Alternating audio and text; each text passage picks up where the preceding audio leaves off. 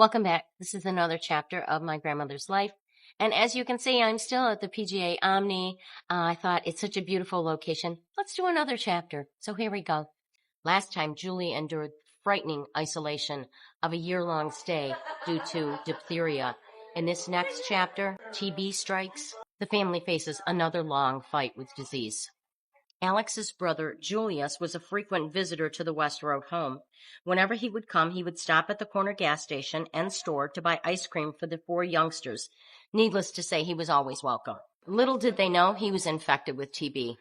Millions of people across the world were infected, but it was more common in Europe and Western Asia. There was no real cure. Although it was beginning to be learned that rest, good diet, and fresh air would permit the body to attack the disease and heal the lungs. It was characterized by severe coughing, spitting up blood, and in the later stages, a continuous feeling of weakness. Untreated, it was always fatal, but one could suffer for years. Unfortunately, it was highly contagious, with germs being airborne from the cougher's mouth. Julius married Elizabeth, a Hungarian girl from Mount Clemens. Their wedding party turned out to be an all-night celebration, and the family had been preparing food for weeks. Some Magyar Hungarian parties lasted an entire week.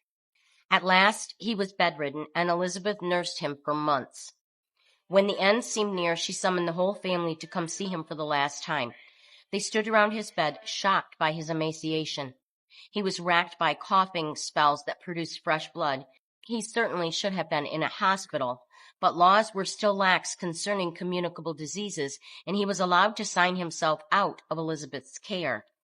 After his death, the health authorities required all who had contact with him to have a diagnostic X-ray. Buddy, Lucille, and Eddie were positive and were diagnosed with primary TB. All were found to have a low-grade fever, easy fatigue, and hacking coughs. Alex had heard that swallowing a raw egg in a glass of beer was a cure. So every day, the three little Zappos lined up at the kitchen table and drank a stein of this concoction. No wonder my dad loved beer, and I love beer. They were sent back to school with admonition, don't tell anyone you have TB, or they won't play with you. In a year, the follow-up x-rays showed that the lung lesions had calcified, and they were cautioned to get x-rayed each year to see if the disease would return. Modern medicine has discovered a drug to treat TB, and this scourge of many centuries is now on its way to complete eradication.